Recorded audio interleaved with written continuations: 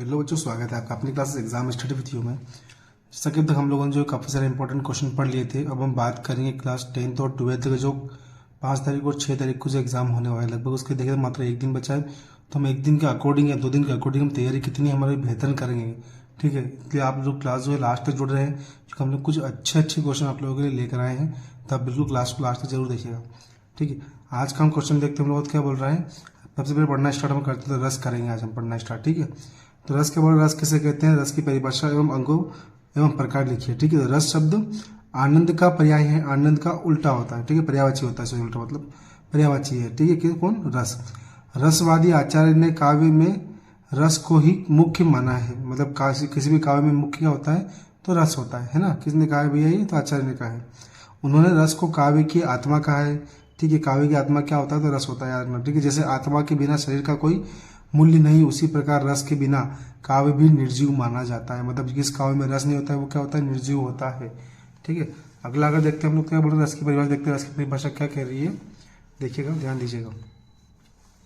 रस की परिभाषा है काव्य को पढ़ने, सुनने अथवा उसका अभिनय देखने में पाठक, श्रोता, दर्शक को जो आनंद मिलता है वही काव्य में रस कहलाता है। ठीक है, मतलब जिस काव्य को हम पढ़ते हैं उसमें हम लोग को जो आनंद की अनुभूति होती है, जो पढ़ने सुनने से उसको हम लोग जो अनुभव होता है उसको ही क्या बोलते हैं, हम काव्य में रस कहते हैं उसको हम। ठीक है, अगला क्वेश्चन देखते हैं क्या बोल रहे हैं, रस के अंग देखते हैं हम। तो रस के अंग कितने हमारे होते हैं। ठीक है, ध्यान दीजिएगा, समझिएगा, देखिएगा क्या बोल रहा है, रस के अंग। तो रस के विभिन्न अंग को देखें तो स्थायी भाव, विभाव, अनुभाव, संचारी भाव। ठीक है, फिर देखते हैं हम लोग तो भी की होते हैं, तो आलम्बन और उद्दीपन। अब आलम्बन के भी दो होते हैं, क्या है, आश्रय और विषय। ठीक है, संचारी भावों की संख्या कितनी होती है, 33 संचारी भावों की संख्या होती है। मोस्ट इंपोर्टेंट अदर एक्टिविटी मान सकते हो, वन लाइनर मान सकते हो आप। ये क्वेश्चन हमेशा पूछा ही जाता है कि संचारी भावों की संख्या कितनी होती है, तो संचारी भावों की संख्या 33 मतलब 33 होती है। ठीक है, आगे बढ़ते हैं हम लोग, देखते हैं हमारा अगला स्थायी भाव। रस के कितने प्रकार होते हैं। ठीक है, तो रस के रस और स्थायी भाव। तो श्रृंगार रस का स्थायी भाव क्या होता है, रति, हास्य का हास, करुण का शोक, रौद्र का क्रोध, विभत्स का जुगुप्सा, भयानक का भय, अद्भुत का विस्मय, वीर का उत्साह, शांत का निर्वेद और वात्सल्य का वात्सल्य भी होता है। ठीक है, अगला इतना है ना, जो पुराने रस थे उनकी संख्या 9 थी। जो लास्ट वाला जो वात्सल्य रस है इसको 10वां रस कहते हैं, जो कि आधुनिक काल में जोड़ा गया है या इसको ऐड किया गया है। ठीक है, अब रस की परिभाषा देखते हैं। तो क्या बोल रहे हैं कि सहृदय के हृदय में स्थित रति नामक स्थायी भाव का जब विभाव, अनुभाव और संचारी भाव से संयोग होता है तो तब वहां हास्य रस होता है। आगे देखते हैं आगे क्या हम लोगों का, कि संचारी भाव की परिभाषा स्थायी है। ठीक है, संचारी भाव कैसे होते हैं, स्थायी, हाँ अस्थायी है। संचारी भाव जो होते हैं वो अस्थायी होते हैं, और स्थायी भाव जो होते हैं वो मतलब हमेशा स्थायी रहते हैं। ठीक है, मन उठने वाले अस्थिर मनोविकार को संचारी भाव कहते हैं। जो मतलब कुछ समय के लिए आते हैं और चले जाते हैं, उनको क्या बोलते हैं हम लोग, संचारी भाव उनको हम लोग कहते हैं।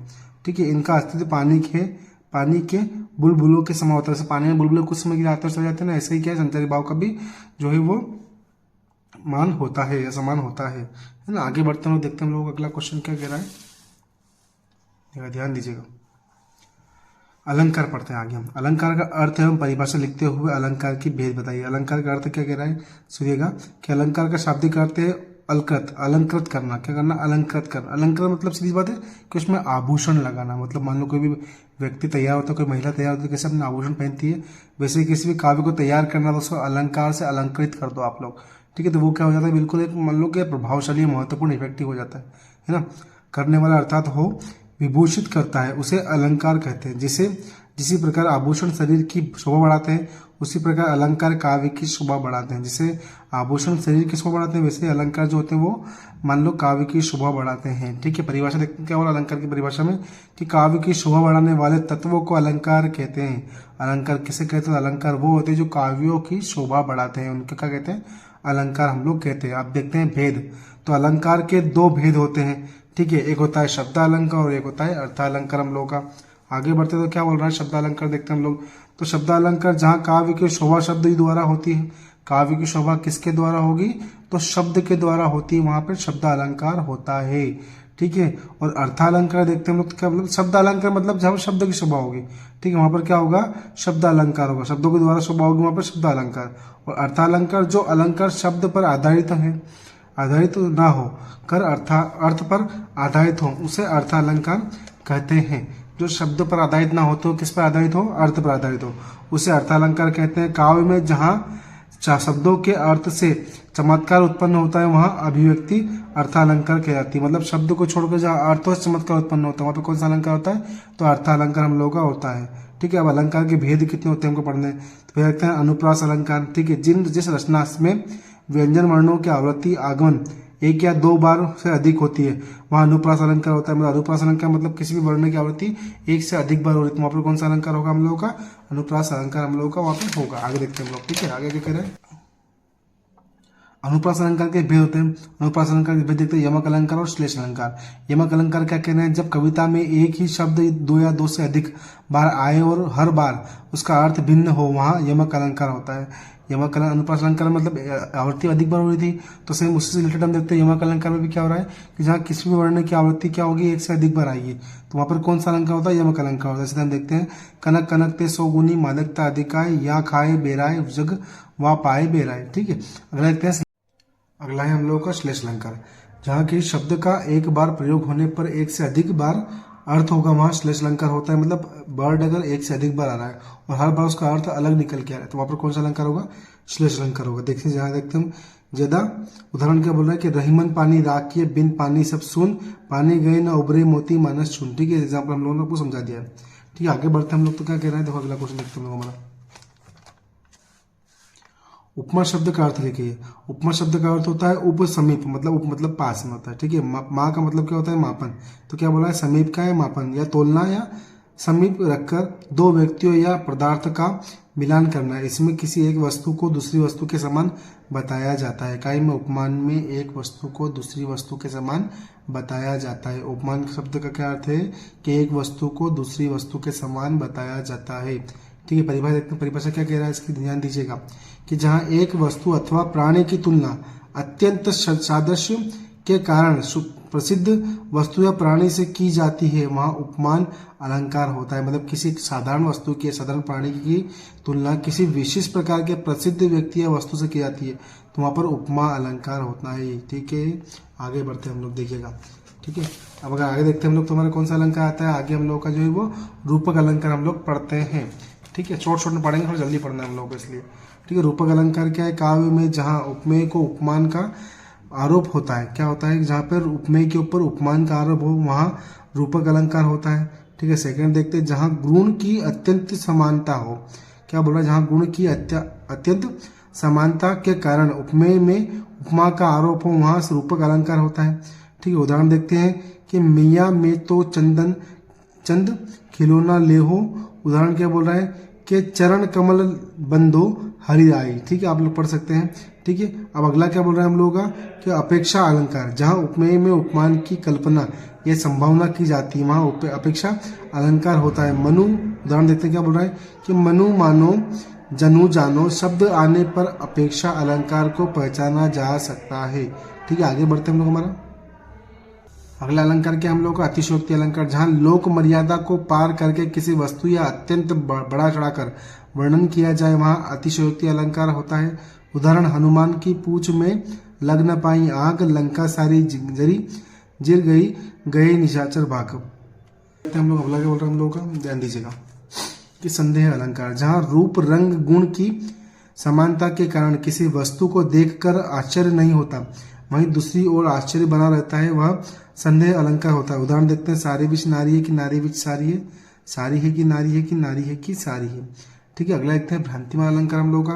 अब हमने देखा संदेह अलंकार का एग्जाम्पल, अब देखते हैं भ्रांतिमान अलंकार क्या बोलता है कि जहाँ प्रस्तुत वस्तु को देखकर कि किसी विशेष समांतर के कारण दूसरी वस्तु का भ्रम होता है वहाँ भ्रांतिमान अलंकार होता है। ठीक है, इसका एग्जाम्पल देखते हैं क्या बोल रहा है कि नाक का मोती उभर के क्रांति से, बीज दाहिम अन्न का समझकर भांति से। ठीक है, आगे देखते हैं क्या बोल रहे हैं, देखकर सहसा हुआ शुक्र मौत है, सोच है अनय शुक्र यह कौन है।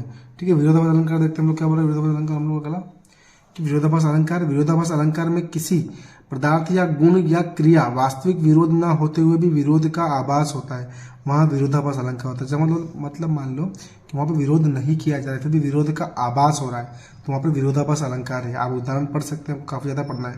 ठीक है, आगे हम चलते हैं। ठीक है, आगे बढ़ते हैं हम लोगों का शब्द गुण परिचय। ठीक है, तो रस का अनिवार्य गुण है जिस प्रकार अग्नि के साथ अक्षणत सदा रहती है, उसी प्रकार रस के साथ गुण सदा रहते हैं। जिस तरह वीरता, उदारता, दया आदि मनुष्य की आत्मा के धर्म, माधुर्य, ओज आदि रस के धर्म है। ठीक है, गुण की परिभाषा देखते हैं हम।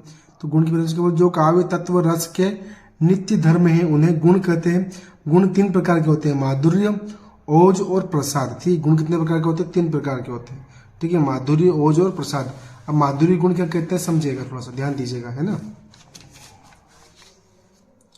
माधुर्य गुण, काव्य के जिस गुण विशेष के कारण हृदय का चित्र द्रविता हो जाता है उसे माधुर्य गुण कहते हैं। यह गुण श्रृंगार, करुण और शांत रसों में पाया जाता है।